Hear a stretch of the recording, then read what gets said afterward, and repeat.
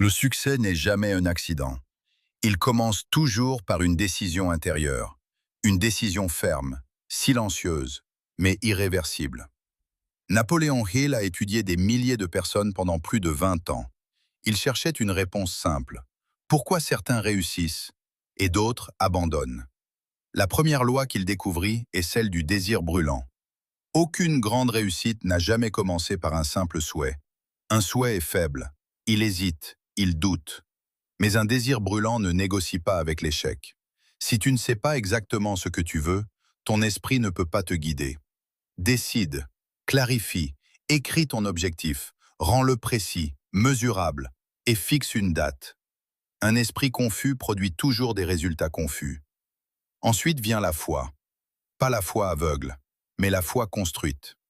La foi en ta capacité à apprendre, à t'adapter, à persévérer même quand tout semble contre toi. La foi se nourrit de répétition. Ce que tu te dis chaque jour devient ce que tu crois. Si tu te répètes que tu es limité, tu le deviendras. Mais si tu affirmes avec conviction que tu es capable, ton esprit cherchera comment. Les doutes parlent fort. Ils crient, ils paralysent. La foi, elle, agit en silence. Elle avance même sans garantie, même sans applaudissements. Napoléon Hill insistait aussi sur la discipline mentale. Tu ne peux pas contrôler tout ce qui t'arrive, mais tu peux toujours contrôler ce que tu laisses entrer dans ton esprit. Refuse de nourrir la peur. Refuse de nourrir la négativité. Refuse de nourrir le doute permanent. Chaque pensée acceptée devient une graine, et chaque graine finit par donner un fruit. La motivation te fait commencer, mais elle disparaît. La discipline, elle, reste quand l'envie s'en va.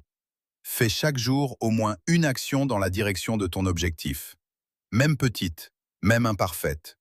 L'action crée la clarté. L'inaction crée la peur. Comprends aussi ceci. L'échec n'est pas une fin, c'est un message. Chaque difficulté contient une leçon équivalente. Ceux qui réussissent ne sont pas ceux qui ne tombent jamais. Ce sont ceux qui se relèvent toujours.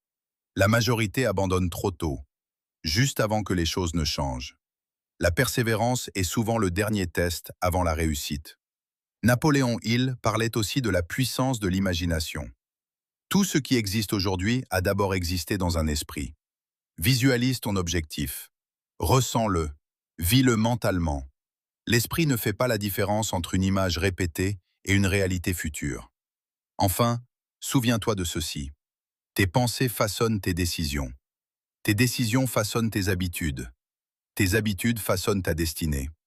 Ce que l'esprit peut concevoir et croire profondément, il peut l'accomplir.